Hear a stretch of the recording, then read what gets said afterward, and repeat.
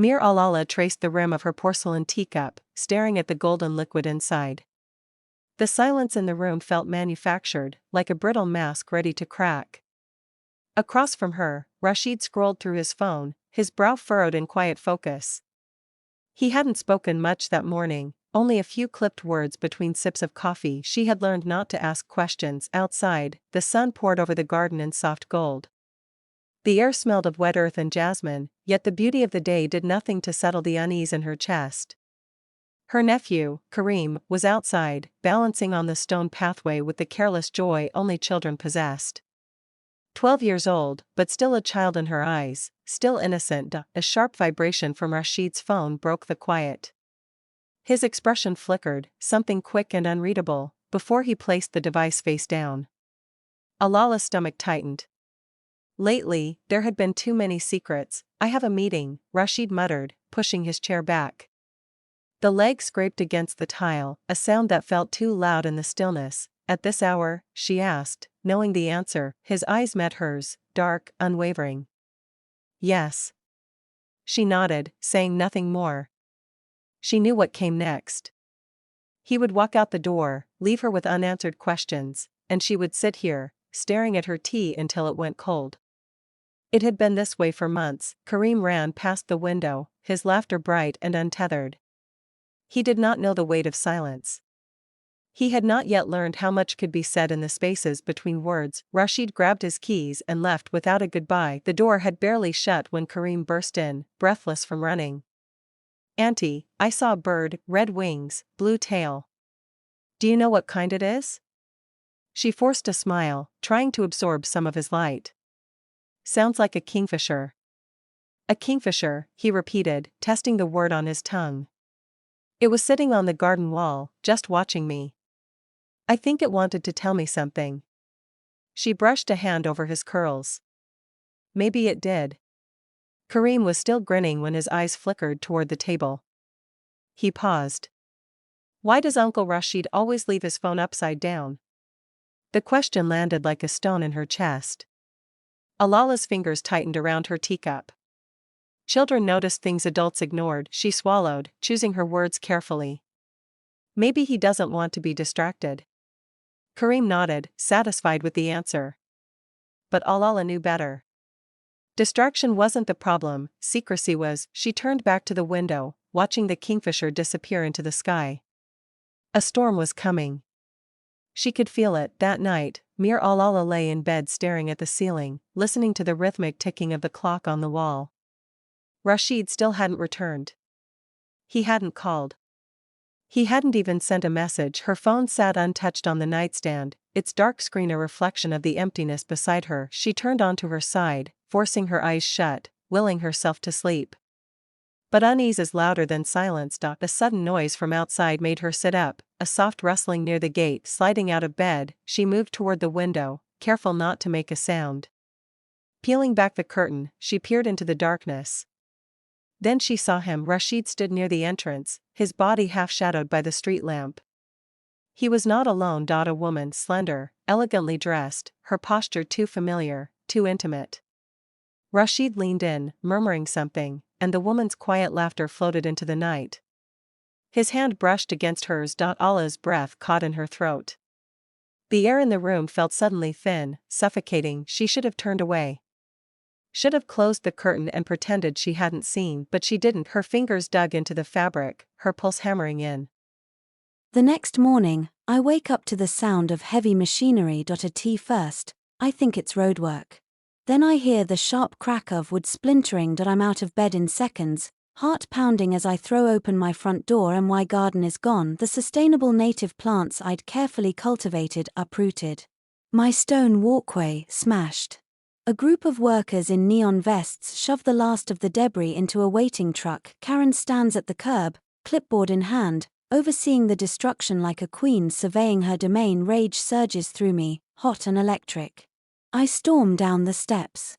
"What the hell is this?" Karen turns, all saccharine smiles. "Oh, good morning. I see you got our notice about the unauthorized landscaping." "Unauthorized?" My voice is sharp, disbelief curling at the edges. There's nothing in the HOA guidelines prohibiting native plants.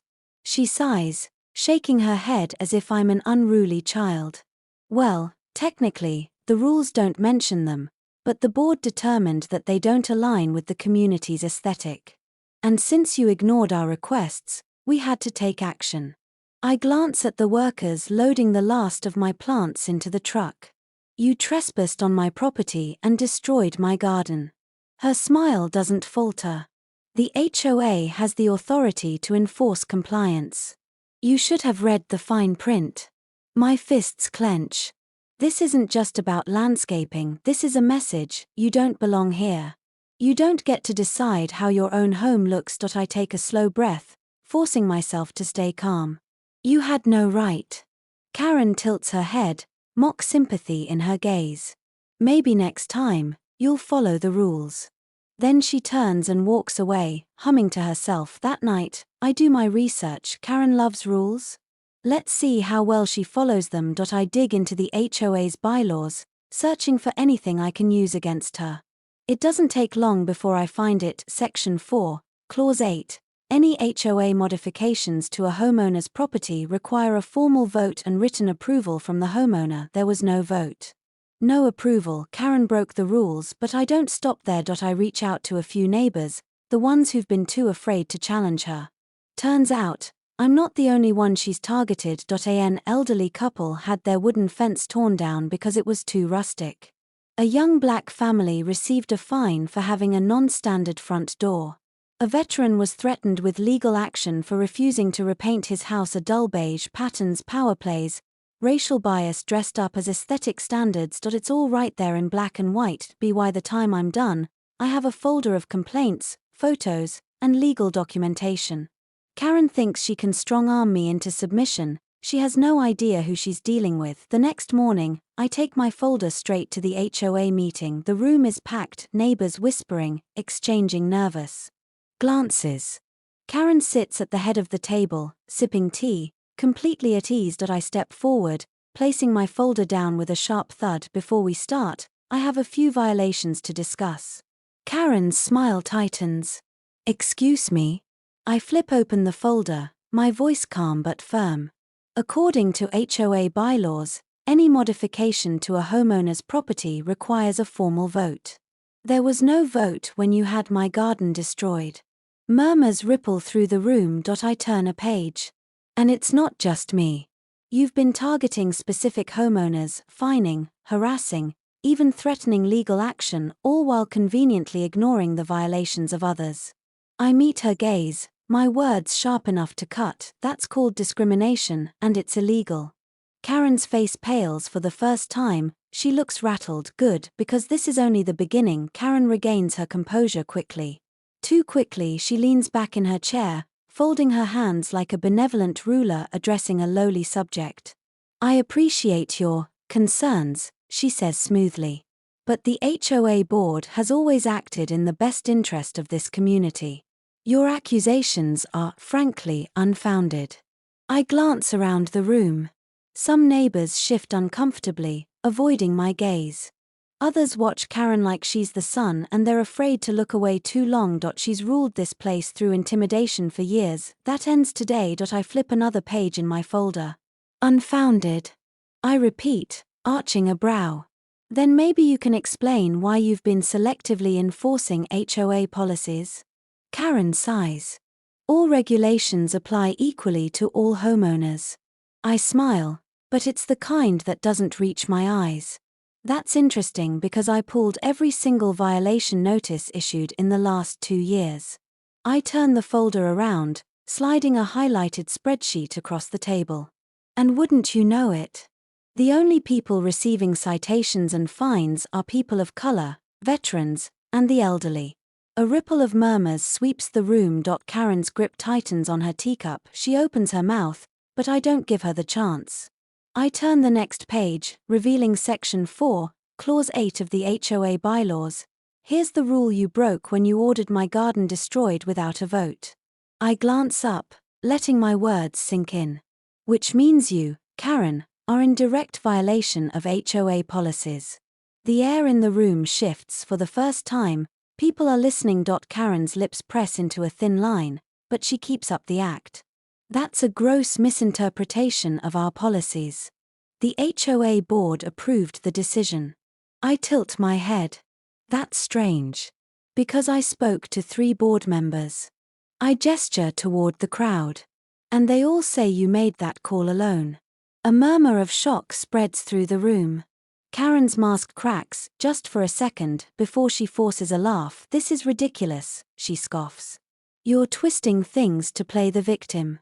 There it is, the shift from polite condescension to outright dismissal. I knew it was coming, and I came prepared. I pull out my phone and press play. Karen's voice fills the room, clear, sharp, undeniable. We need to get rid of that house. It brings down property values. And people like that, well, they don't belong in Oak Ridge Estates. The room falls dead silent. Karen's face drains of color. I let the recording play a little longer, just enough to capture the unmistakable sneer in her voice, before pausing it. Then I turn the phone face up on the table. That was recorded 3 days ago, I say, my voice steady. Right before you had my garden destroyed. A stunned silence stretches across the room. Then, finally, someone speaks. This is real, a neighbor murmurs. I nod. Every word. Eyes shift to Karen. Her hands shake slightly as she stands. This is a setup. You doctored that. I arch a brow. Go ahead. Deny it. I lean forward, dropping my voice just enough to make her squirm. Because I have the unedited version backed up. I wonder what would happen if I sent this to the county housing authority. Or the local news. The color returns to Karen's face, but this time, it's burning red. She turns to the board, desperate. You know me. You know I've only done what's best for this community.